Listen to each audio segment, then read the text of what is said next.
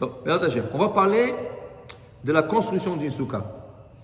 Maintenant, avec le temps moderne, beaucoup de gens s'achètent la souka qu'on appelle pop-up. Ça veut dire qu'elle a la plus facile.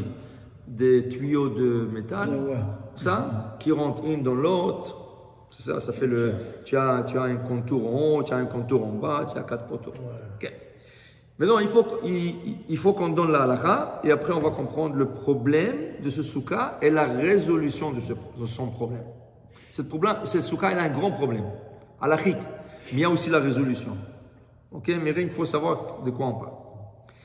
Tout d'abord, souka, les murs de la souka peuvent être de n'importe quel matériau.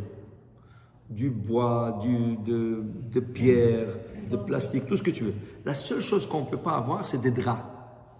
Tu ne peux pas mettre des draps comme mur. Tu ne peux pas mettre des bâches. Le plastique, la même chose, c'est un drap en plastique. Tu ne peux pas mettre ça comme. Pourquoi? Un mur doit être solide. Il ne bouge pas. Même si le vent, elle souffle sur le mur. Imagine-toi, les murs de la maison, ils vont commencer à bouger quand ils... Alors, un souka, c'est une maison temporaire. Mais qu'est-ce qui est temporaire? Le toit. Parce que la pluie peut rentrer. Mais pas le mur. Le mur n'a pas le droit de bouger. Alors, tu peux faire le bois, tu peux utiliser le mur de la maison pour compléter avec des autres murs, tout ça. Les soukottes aujourd'hui qui vendent avec la bâche tout autour. Voilà, exact. Mais elles s'attrapent d'en haut en bas, elles ne bougent pas. Ça un problème. C'est pas quelque chose. Oui. Oui, alors je vous explique, c'est pour ça qu'on est là. Il y a eu une solution. Oui, il y a une solution.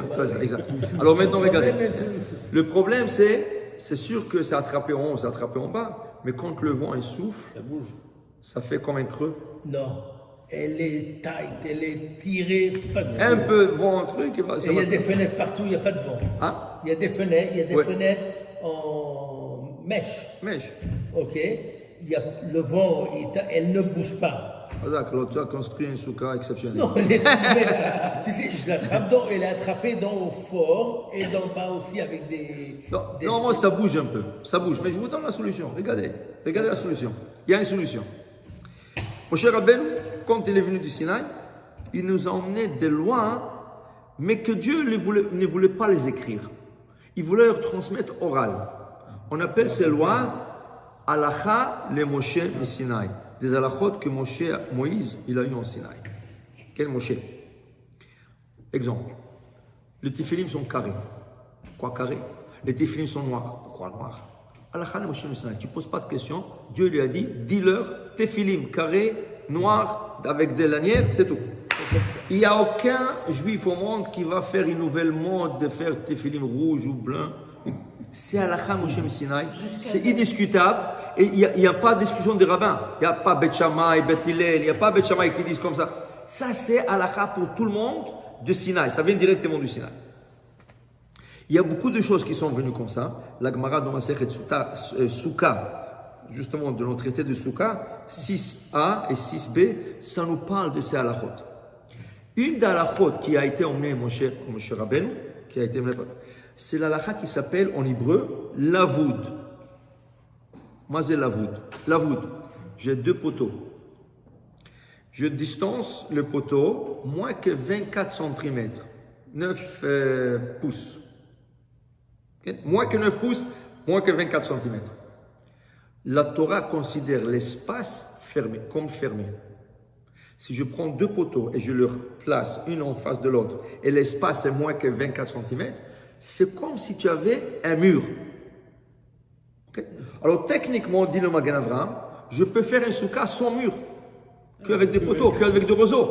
Alors je place un roseau, je mets un à côté de lui, l'autre à côté, l'autre à côté, l'autre à côté, je fais le tour. Je n'ai pas besoin de mur. Okay? Ça peut être vertical, 2 poteaux verticaux, mais ça peut être aussi 2 poteaux horizontaux. Ok? Si 2 poteaux horizontaux, un en haut de l'autre, ils ont moins que 24 cm d'espace entre eux, c'est comme s'il y avait un mur. Il faut quand même laisser des coins. Hein? Il faut quand même laisser des coins. Alors regardez, cette souka qui est faite en aluminium. En aluminium, on va dire. Okay? Tout le contour. Maintenant, on va faire d'une sorte que même sans la bâche et sans le drap, ça va être cachère. Comment? Ils vous vendent, les gens ne font pas attention, mais ils vendent avec la souka, ça vient avec 3 ceintures qui font le tour de la souka. Ils font le tour, oui. Voilà. On les met. On les met, mais où est-ce qu'il faut les mettre? D'en bas, du bas de la terre, tu prends moins que 50 cm Exactement. et tu mets la ceinture. Normalement, eux, ils te le marquent déjà. Ils te le marquent. Oui. Alors, combien tu as maintenant? Tu as à peu près moins que 24 cm. De cette ceinture, je mets un autre. Moins que 24 cm. Et encore une autre. Encore une autre. Alors, 24 et 24, c'est combien? 72. 72. Quelle est la hauteur minimale d'une souka? 70. Ah, 10. 10.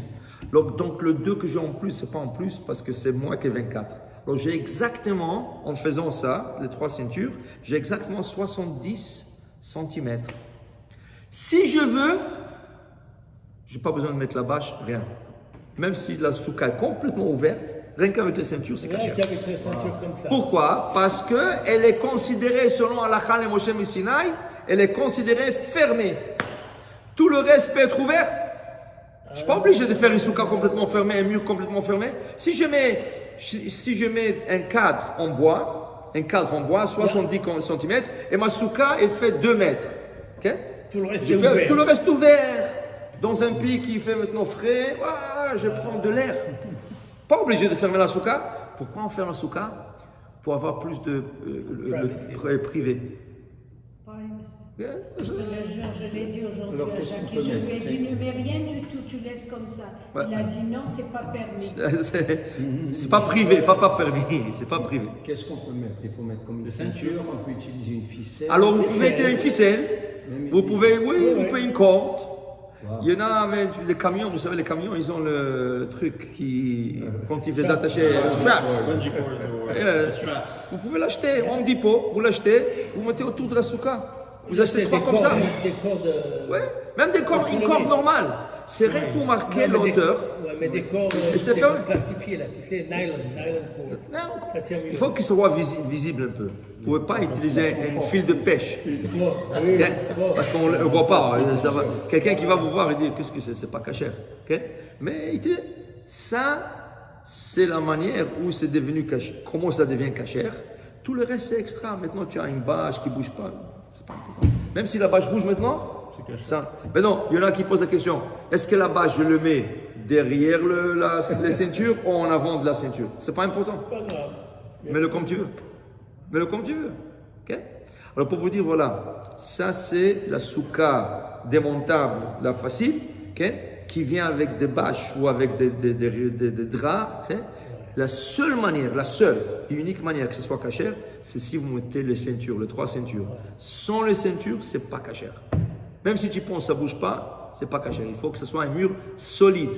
Et là, la Torah, Moshe, il a emmené des Sinaï, le lavoud, même avec des cordes, c'est considéré déjà comme une corde solide. Chazal.